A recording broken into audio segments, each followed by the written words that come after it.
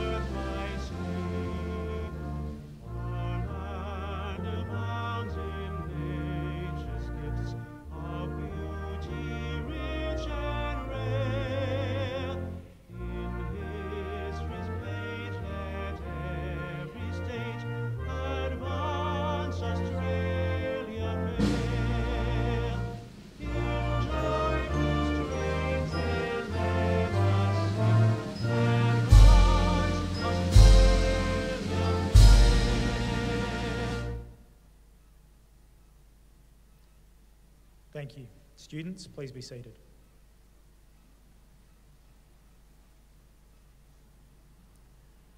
The Australian War Memorial was the vision of Charles Bean, Australia's First World War official historian. Bean landed with the Australian troops on Gallipoli and stayed with them at the front through to the end of the war. The idea of this national memorial and museum came to him at Pozières, France, in the depths of the bloody fighting of 1916. Bean's idea was that this would be a place where families and friends could mourn loved ones buried in faraway lands. It would also be a place that could help all Australians understand what these men and women had endured and what they had done for us. Bean's vision, to which we remain true, is best expressed as inscribed in the entrance to the memorial's galleries. Here is their spirit, in the heart of the land they loved, and here we guard the record which they themselves made. Tonight we will read the story behind just one of those on the Roll of Honour, which lists the names of more than 102,000 men and women who have given their lives for us in war and operations for more than a century. But first, we present a lament, Flowers of the Forest. Wreaths or floral tributes will now be laid at the base of the pool of reflection.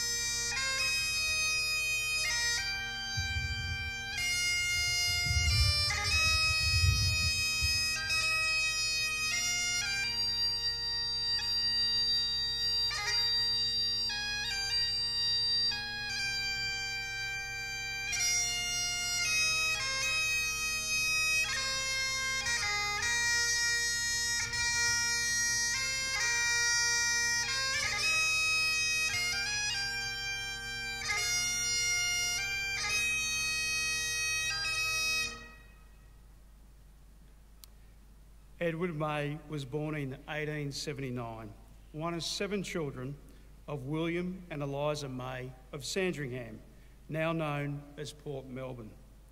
Known as Ted to his family and friends, he attended Knott Street School, as Sandringham was a working class suburb in the industrial heart of Melbourne. There were no secondary schools. Ted started work as a driver at the Swallow and Ariel's biscuit factory at the age of 12 and remained there for 18 years. He married Georgina Tucker in 1901, and the couple started a family the following year, producing 2 girls, Evelina and Ada, and 3 boys, Edward, Robert and Harry. Ted also spent 12 months in the Victorian Militia Force as an artilleryman and was heavily involved in the fraternal organisation known as the Protestant Alliance Friendly Society. In 1915, just before enlisting in the Australian Imperial Force, he was president of the Port Melbourne Dispensary, where a number of such societies and lodges held regular meetings. May enlisted in the AIF in the Melbourne suburb of Brunswick in February 1916. After a period of training as an artilleryman at the military camp at Maribyrnong, he embarked for the training camps in England as a reinforcement for the 1st Divisional Ammunition Column in August of 1916. The role of his unit was to transport and maintain the supply of ammunition to the guns of the field artillery brigades that provided the assaulting infantry of the Australian 1st Division with supporting bombardments. After several months on the Salisbury Plain near Wiltshire, May sailed for the fighting on the Western Front in February of 1917 and joined the 1st Divisional Ammunition Column in the line near Fricourt on the Somme. Several weeks later, he was transferred to the headquarters staff of the 1st Field Artillery Brigade. In May, he was posted to No. 2 Battery, where he worked as a gunner, forming part of a 6-man gun team that operated the 18-pound field gun and laid down barrages of shrapnel and high explosive on the German positions. Over the following weeks, the gunners of the 1st Field Artillery Brigade carried out harassment and interdiction fire on German work parties and strong points spotted in the area near Louvain.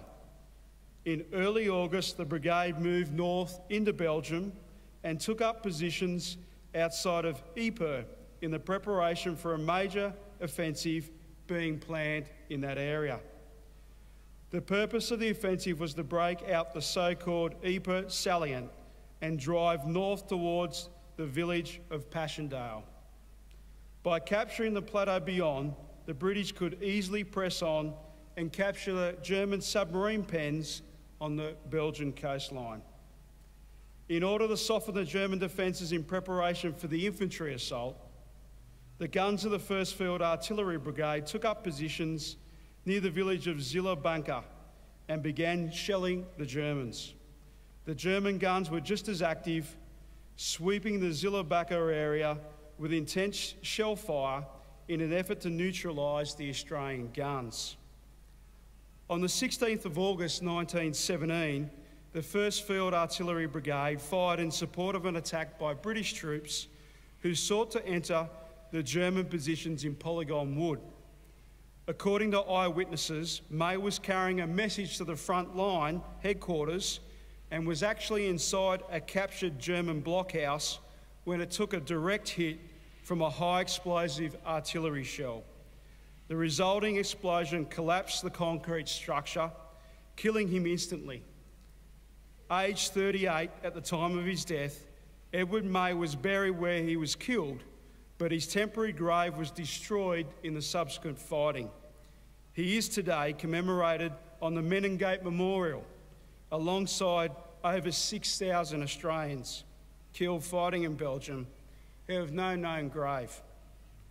The historical records do not tell us the impact that his death had on the May family. so we can only imagine the grief they must have felt at losing their devoted husband and father.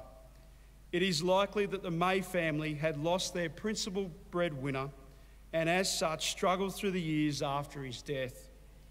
On May's service record is correspondence from the Defence Department in March of 1922 to the effect that his wife Georgina had deserted her children before she remarried the following year.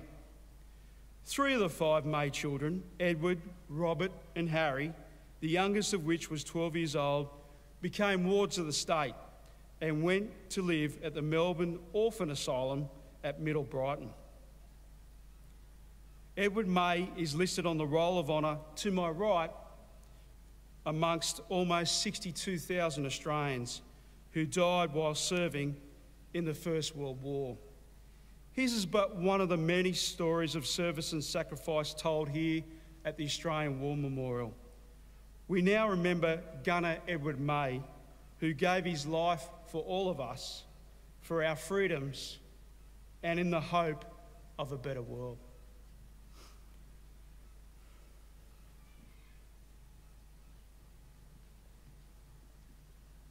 Please stand for the reading of the Ode and the sounding of the last post.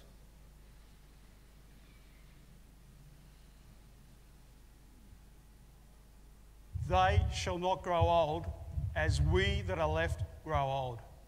Age shall not weary them, or the years condemn. At the going down of the sun and in the morning, we will remember them. We will remember them.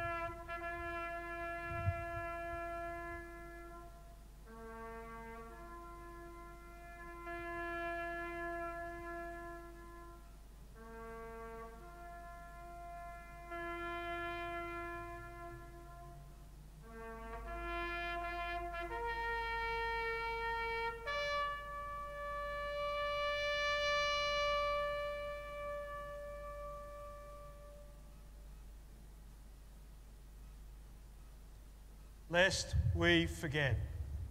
Lest we forget.